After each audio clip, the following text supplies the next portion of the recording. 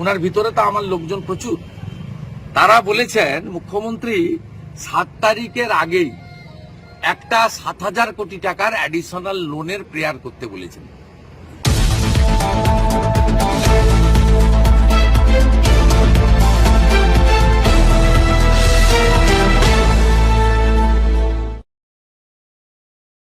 একশো দিনের টাকা দিবেন, কিন্তু কিভাবে দেবেন সেই টাকা?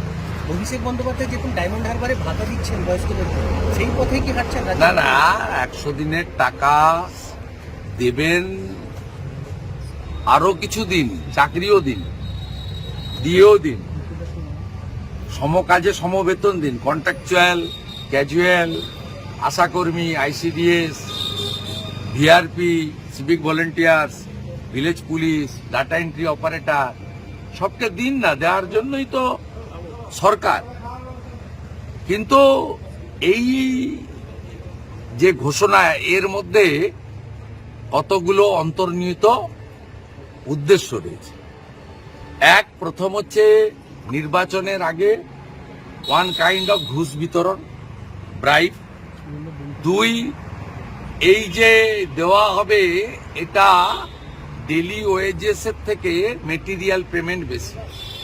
মেটেরিয়াল পেমেন্ট মানে তৃণমূলের চোরগুলো সমস্ত গ্রাম পঞ্চায়েতে 80% ভুয়া বিল করে রেখেছে এবং তারা 5 লাখ টাকার মেটেরিয়াল সাপ্লাই দিলে 25 লাখ টাকার বিল করে রেখেছে।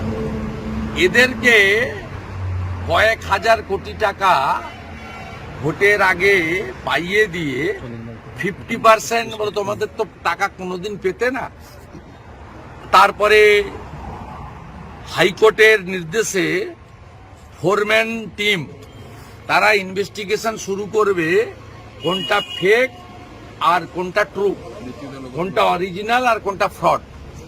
ফোরম্যান কমিটিতে সিএজি আছে, CAG, principal chief accounts officer আছেন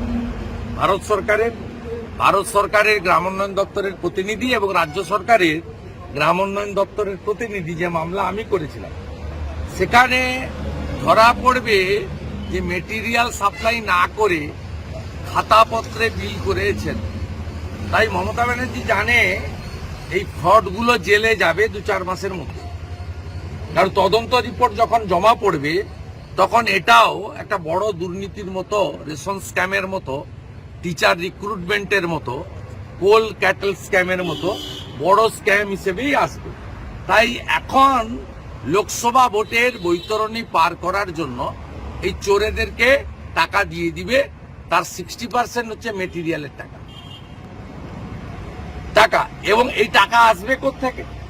গতকাল আমি আশঙ্কা করেছিলাম যে ডিআর লটারি বা মদের রাজস্ব যে সংগ্রহ হয়েছে সেখান থেকে দেবে, কিন্তু অর্থ দপ্তরের লোকেরা আমাকে নোট পাঠিয়েছেন আজ সকালে।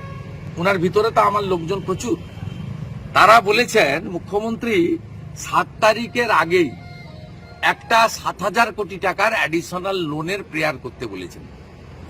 7,000 কোটি টাকা অ্যাডিশনাল লোনের প্রেয়ার করার জন্য বাজেট সেলকে বলেছেন এবং এইটা লোনটা তিনি নেবেন, যেহেতু লোনের সিলিং এখন বেশি। কিন্তু এর ক্ষতিটা কি হবে? রাজ্যের ঋণের পরিমাণ বাড়বে এবং আগামী অর্থবর্ষে বেতন থেকে লক্ষ্মীর ভান্ডার, বার্ধক্য ভাতা থেকে শুরু করে গ্র্যাচুইটি, প্রভিডেন্ট ফান্ড, পেনশনার্সদের টাকা, ওল্ড এজ পেনশন এবং যে স্কিমগুলোতে রাজ্য সরকার নিজেরা চালায় অথবা ম্যাচিং গ্র্যান্ট দিতে হয়, যেমন 951 কোটি টাকা পরশুদিন এসেছে জল জীবন মিশনের। সেই 951 কোটি টাকায় ভারত সরকারের জলশক্তি দপ্তরের শর্ত দিয়েছে কি, সমান 951 কোটি টাকা পশ্চিমবঙ্গ সরকারকে ওই সেম অ্যাকাউন্টে দিতে হবে। তারপরে এই 951 কোটি টাকা আপনি হাত দিতে পারবেন এবং এই 951 কোটি টাকা আপনি ডাইভার্সন করতে পারবেন না। তাই মমতা বন্দ্যোপাধ্যায় এই রাজ্যকে রসাতলে পাঠানোর জন্য, এই রাজ্যের অর্থনৈতিক অবস্থাকে একেবারে ধ্বংস, কারণ পরে উনাকে চালাতে হবে না, উনি জানেন বিজেপিকেই চালাতে হবে। তাই উনি একবারে কফিনের শেষ পেরেকটা মারার জন্য 7,000 কোটি টাকা অ্যাডিশনাল লোনের প্রেয়ার করতে বলেছেন। এটা নির্বাচনের আগে মেটেরিয়াল পেমেন্টের নামে তৃণমূলের কাটমানি, ঘুষ, নির্বাচনী তহবিল এবং এই চোর ঠিকাদারদের দিয়ে গ্রামাঞ্চলে ভোট নিয়ন্ত্রণ করা এবং মদ মাংসের মোৎসব করে যাতে লোকসভাতে কোনোভাবে অস্তিত্ব রক্ষা হয় একটা চেষ্টা তিনি করছেন। দাদা, যৌথ মঞ্চের যারা মঞ্চ বেঁধেছিল তাদেরকে সকাল থেকে খোলার নির্দেশ তারা যথারীতি খুলছে এবং তার সাথে জানিয়ে রাখছেন যে যেভাবেই হোক না কেন তাদের দাবি চালিয়ে যাবেন। দেখুন, আর্মির নিয়ম আছে, কন্টিনিউ করা যায় না, একদিন হয়তো গ্যাপ তারা দিচ্ছেন।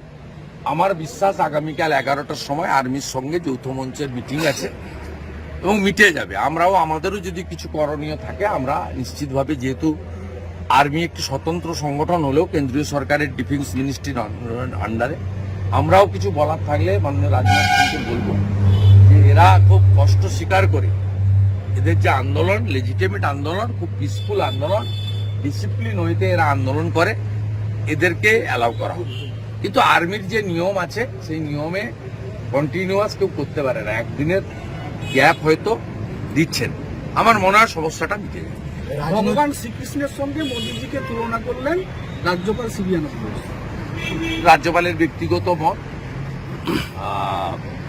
কিন্তু স্বামী বিবেকানন্দ বলে গেছেন যে মনুষ্যত্বের মধ্যেই দেবত্ব আছে।